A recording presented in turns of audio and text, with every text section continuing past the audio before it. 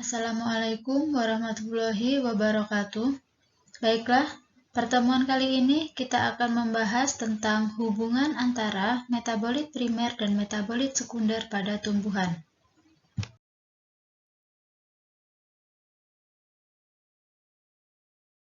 Yang pertama adalah metabolit primer.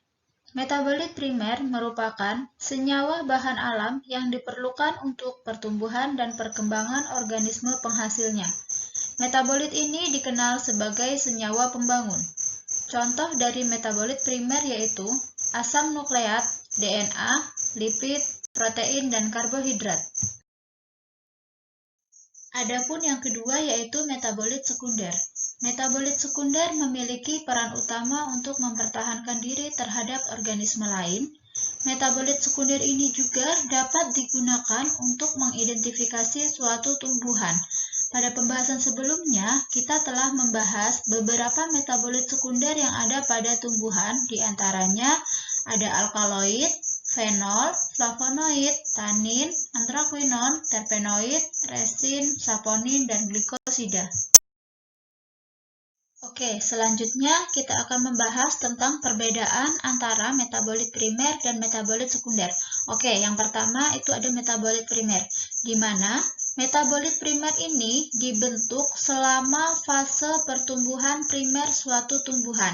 Berbeda dengan metabolit sekunder, di mana metabolit sekunder ini dibentuk menjelang akhir fase pertumbuhan dari suatu tumbuhan atau seringkali pada fase stasioner tumbuhan.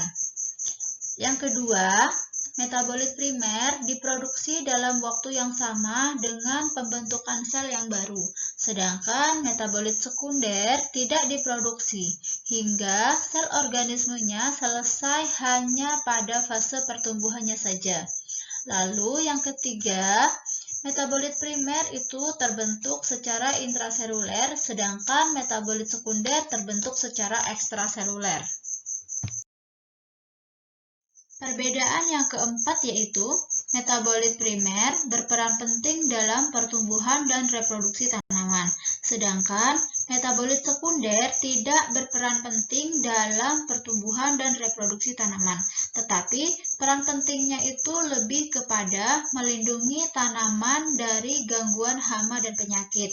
Lalu, perbedaan yang kelima yaitu metabolit primer ini dia selalu diproduksi oleh setiap tanaman dalam bentuk yang sama.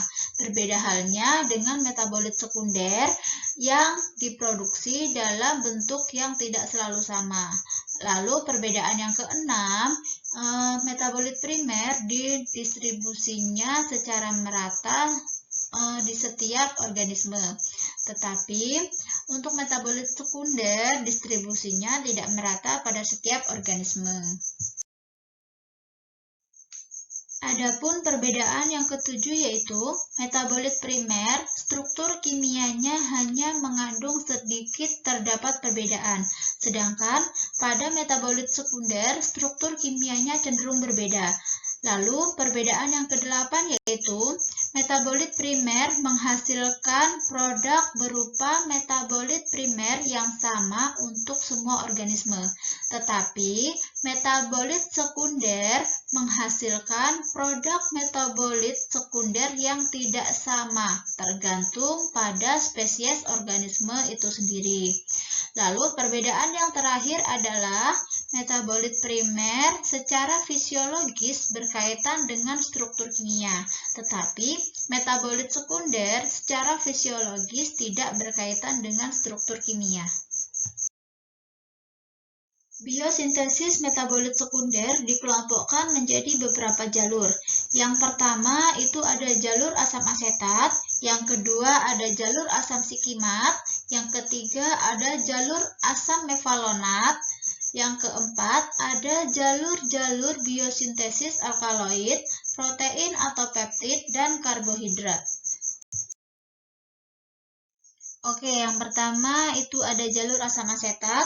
jalur asam asetat atau asam etanoat atau asam cuka itu sering disebut juga sebagai jalur asam melonat asetat, di mana jalur ini merupakan senyawa kimia asam organik yang dikenal sebagai pemberi rasa asam dan aroma dalam makanan. Untuk rumus empiris asam asetat yaitu C2H4O2 atau CH3COOH, bisa juga sebagai CH3COOH atau CH3CO2H. Nah, untuk karakteristiknya di sini karakteristik dari asam asetat yaitu dia berupa cairan higroskopis, tidak berwarna, titik bekunya yaitu 16,7 derajat Celcius, memiliki rasa asam, bau menyengat, dan mengandung 3-9% volume asam asetat pada cairan cuka. Lalu, manfaatnya sendiri dia sebagai prekursor untuk polivinil asetat dan selulosa asetat. Yang kedua ada jalur asam sikimat. Untuk jalur asam sikimat ini dia merupakan jalur alternatif menuju senyawa aromatik, terutama untuk L-fenilalanin, L-tirosin, dan L-triptofan. Nah, jalur ini hanya berlangsung pada mikroorganisme dan tumbuhan, tetapi tidak berlangsung pada hewan, sehingga jalur asam amino aromatik disebut juga sebagai jalur asam amino esensial. Nah, metabolit sekunder yang disintesis melalui jalur asam sikimat itu ada senyawa-senyawa asam amino aromatik, flavonoid, flavonolignan, fenol, asam benzoid, lignan, lignin, kumarin, tanin, asam amino benzoik, dan quinon. Adapun kombinasi jalur sikimat dan jalur asam asetat ini bertanggung jawab terhadap terjadinya biosintesis sterilpirones, flavonoid dan stilbenes, flavonolignan, dan isoflavonoid. Yang ketiga, jalur asam mevalonat asetat. Jalur ini merupakan bentuk senyawa dengan keragaman struktur yang besar dalam produk alami yang diturunkan dan unit isopren yang bergandengan dalam model kepala ke ekor. Nah, unit isopren ini sendiri dia diturunkan dari metabolisme asam asetat oleh jalur asam mevalonat.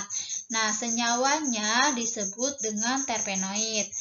Lalu, biosintesis kelompok terpen ini tergolong ke dalam jalur biosintesis mevalonat asam atau jalur biosintesis asam mevalonat.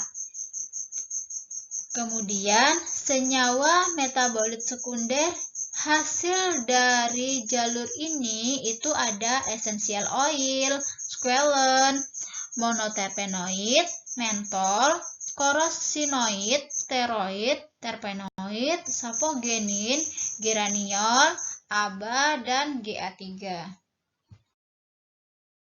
Yang keempat yaitu jalur-jalur biosintesis alkaloid, protein atau peptid, dan karbohidrat. Untuk biosintesis bermacam-macam alkaloid seperti kafein, teofilin, kinin, quinidin, kodein, morfin, dan lain-lain itu masuk ke dalam jalur prekursor asam amino. Sedangkan untuk biosintesis bermacam-macam protein atau enzim, hormon, dan oligopeptid itu masuk ke dalam jalur peptid dengan prekursor asam amino protein. Lalu untuk biosintesis bermacam-macam gula, baik itu monosakarida, oligosakarida, maupun polisakarida, masuk ke dalam jalur karbohidrat. Pembentukan metabolit primer melalui jalur biosintesis yang sudah pasti. Sebagai contoh, pembentukan karbohidrat melewati proses fotosintesis. pembentukan asam amino berasal dari senyawa N yang diperoleh dari luar tumbuhan dengan beberapa asam organik di dalam tumbuhan. Sedangkan pembentukan lemak melewati jalur asam asetat mevalonat. Secara umum, metabolit sekunder ini dibentuk dari metabolit primer. Adapun proses pembentukannya dapat kita lihat pada slide berikutnya. Di sini ada gambar hubungan antara metabolit primer dan metabolit sekunder. Banyak sekali senyawa metabolit yang terbentuk dari beberapa prekursor tertentu menjadi metabolit primer yang berperan penting dalam pembentukan metabolit sekunder. Asam asetat memiliki posisi sentral dalam pembentukan asetil-CoA yang terjadi di dalam sel dari asam pirufat atau langsung dari asam asetat dengan koenzim A dengan ATP sebagai mediatornya. Nah, pembentukan metabolit sekunder ini sangat beragam dan spesifik tergantung dari golongan senyawanya itu sendiri. Ada 3 jalur pembentukan metabolit. Yang pertama, jalur asam asetat, yang kedua jalur asam sikimat, dan yang ketiga jalur asam mevalonat. Nah, tetapi beberapa kelompok metabolit dia memiliki jalur campuran. Contohnya, senyawa antara metabolit dari jalur yang berfungsi sebagai substrat atau metabolit dari jalur lain. Di sini ada flavonoid, di mana flavonoid itu diturunkan dari poliketida dan asam sinamat melalui jalur asam sikimat. Lalu ada juga senyawa alkaloid, di mana senyawa alkaloid ini diturunkan melalui jalur asam sikimat dan jalur asam mevalonat. Nah, jalur asam mevalonatnya sendiri itu terbentuk dari asam asetat, kemudian melalui 3,3 dimetilalil pirofosfat dan isomernya membentuk terpenoid. Asam sikimat yang terbentuk dari karbohidrat selanjutnya membentuk berbagai senyawa aromatik. Kemudian asam amino alifatik dari asam asetat tadi atau asam amino aromatik dari asam sikimat. Kemudian ini akan menjadi prekursor berbagai senyawa yang mengandung unsur nitrogen. Terima kasih. Wassalamualaikum warahmatullahi wabarakatuh.